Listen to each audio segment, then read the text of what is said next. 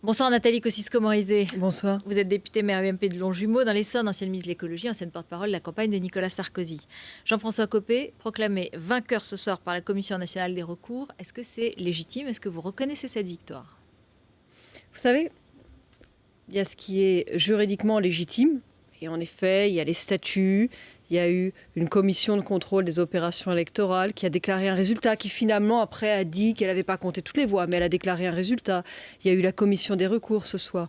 Et puis, il y a ce qui est politiquement légitime. Attendez, restons sur le côté juridique. Le problème de cette élection, c'est que, manifestement, elle est trop contestée pour assurer une légitimité politique. C'est-à-dire que, quelles que soient les proclamations par les commissions, moi j'ai le sentiment que l'élection est considérée comme douteuse, qu'elle est contestée par un trop grand nombre de personnes et maintenant par un trop grand nombre de militants. Or, nous avons besoin que le responsable de notre parti, celui qui incarne l'opposition, soit totalement légitime. C'est pour ça qu'il me semble que dans l'intérêt de notre parti, dans l'intérêt de notre famille politique, et soutenons ça par de très nombreux militants, parce que ce n'est pas quelque chose que j'ai inventé, je l'ai senti notamment ce week-end sur le terrain, c'est quelque chose que j'ai beaucoup entendu de la part des militants, il nous faudrait aujourd'hui revoter pour assurer la légitimité politique de notre équipe dirigeante. Alors Nathalie Kosciusko-Morizet, vous avez lancé cette pétition ce matin. Dans l'intervalle, il y a eu la proclamation des résultats par la commission des recours, par 952 voix d'avance pour Jean-François Copé. Vous dites ce soir, politiquement, ça n'est pas légitime, c'est trop contesté, cette proclamation, cette victoire, elle est contestée, je la conteste. Nous sommes confrontés à deux problèmes. Un problème de légitimité en quelque sorte et un problème d'éthique. Sur le problème de légitimité, la différence de voix entre les deux candidats... 952 maintenant, dit la 952 commission. maintenant, 126 l'autre soir, 26 dans l'autre sens après le recomptage de Wallis et Futuna. Le problème, si vous voulez, c'est que, et Mayotte et les 3 départements d'outre-mer, le nombre de voix qui séparent les deux candidats n'est pas loin et même plutôt inférieur au nombre de voix qui sont contestées par les deux candidats. Ça, dans une élection ordinaire, dans n'importe quelle élection, ça fait des conflits qui sont portés devant les tribunaux et des annulations, in fine, très souvent. Le Conseil constitutionnel annule régulièrement des élections. C'est le Conseil constitutionnel, dit Jean-François Copé. La commission des recours, c'est le Conseil constitutionnel de l'UMP. Donc vous dites non, vous dites c'est pas le Conseil constitutionnel. Je constate qu'il y a aujourd'hui un grand trouble autour de cette élection. Or, indépendamment de la question de la légitimité juridique qui sera débattue à l'infini par les deux candidats, il y a de toute façon la question de la légitimité politique. Elle reste. Notre mouvement est un mouvement de militants.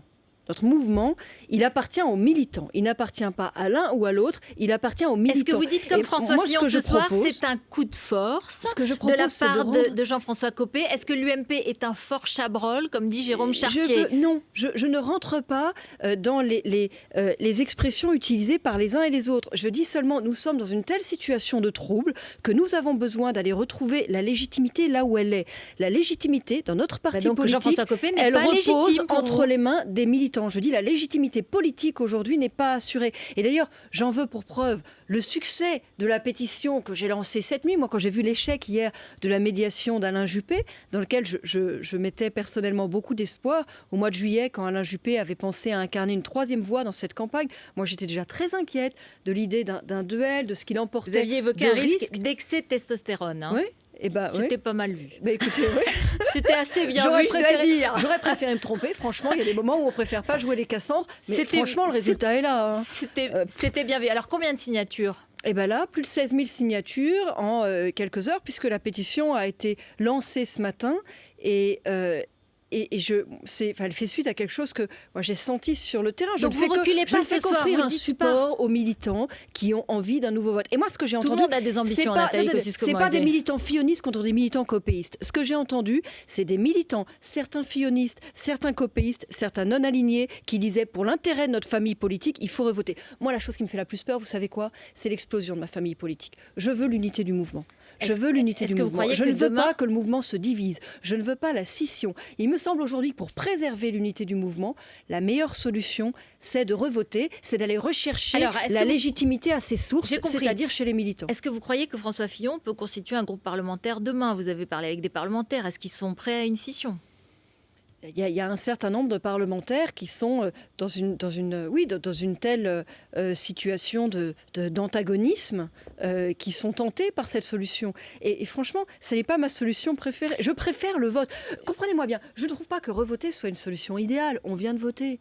On a des militants qui se sont déplacés, donc parfois qui ont fait des dizaines de kilomètres en voiture parce qu'il y avait un bureau de vote par circonscription. Donc il faudrait changer cela, par exemple. Il y avait une militante qui m'écrivait sur Twitter, j'ai fait 120 kilomètres aller-retour pour aller voter. Je comprends très bien. Mais je dis, tout est préférable à la scission.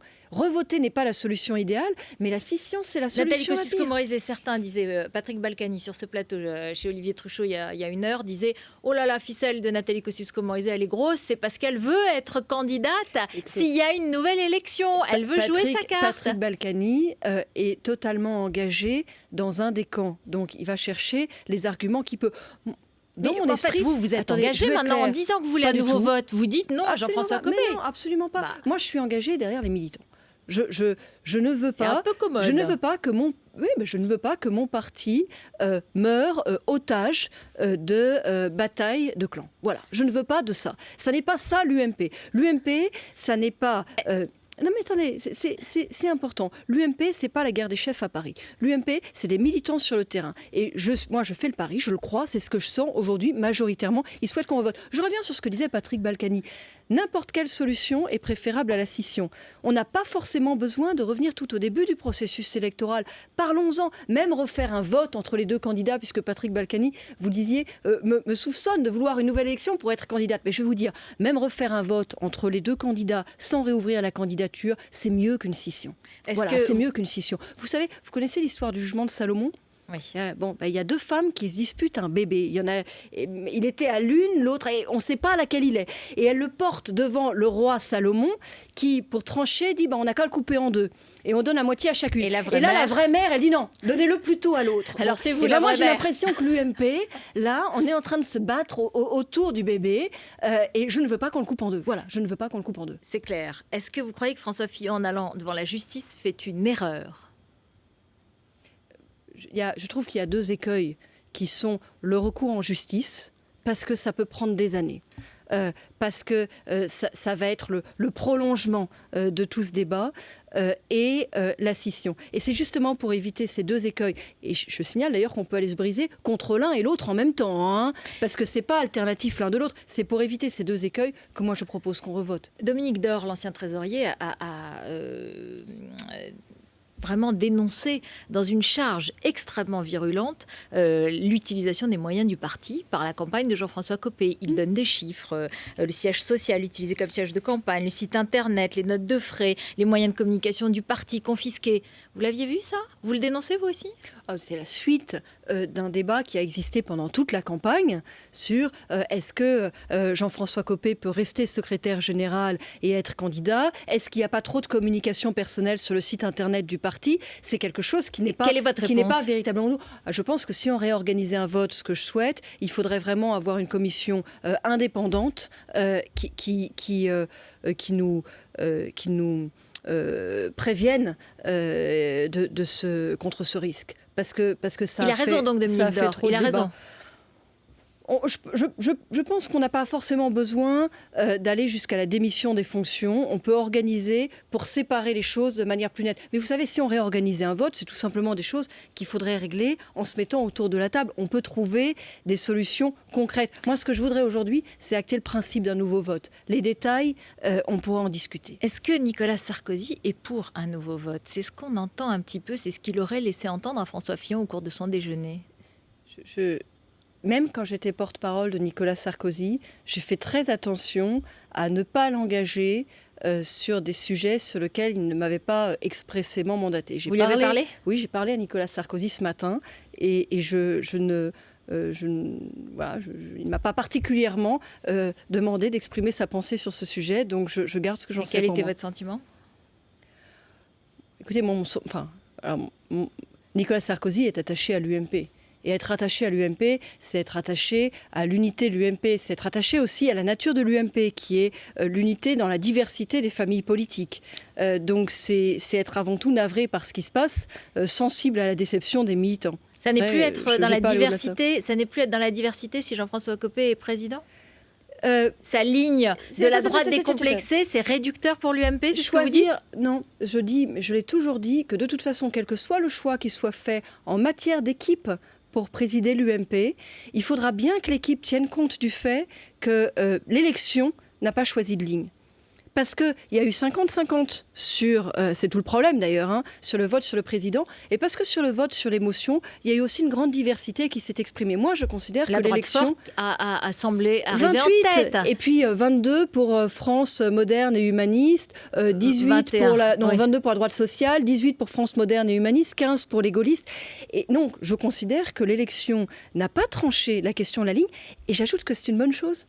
Parce que c'est dans les gènes de l'UMP, c'est dans la nature de l'UMP. Qu'est-ce qui se passe si, Nathalie Kosciusko-Morizet, qu'est-ce que vous faites si demain, Jean-François Copé gagne, c'est-à-dire complètement, enfin là il a gagné aujourd'hui, ce soir, il est président de l'UMP, il est contesté, mais s'il le reste, et si même François Fillon n'arrivait pas à constituer un groupe, ou si la contestation s'éteignait petit à petit, qu'est-ce que vous faites? Moi je ne fais pas un enjeu de personne.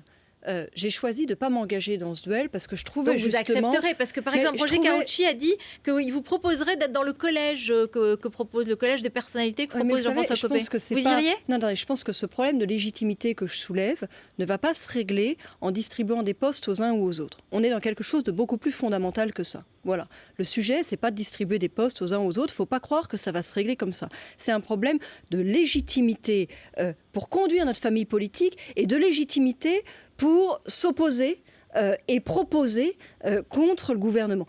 On a eu une semaine qui aurait dû être une semaine catastrophique pour la gauche. On a quand même commencé par la dégradation de la note de la France par Moody's. Après, on a eu droit à un 180 degrés du président de la République sur un problème de liberté de conscience des maires dans la possibilité d'appliquer des choses qui relèvent de l'état civil, ce qui est quand même au cœur des fonctions du maire. Après, on a eu la valse hésitation de Jean-Marc Ayrault sur l'aéroport Notre-Dame-des-Landes. Un mot sur Mittal. On a eu justement les déclarations d'Arnaud Montebourg sur Mittal. Il y avait quand même beaucoup à dire en ce moment sur les méthodes du pouvoir.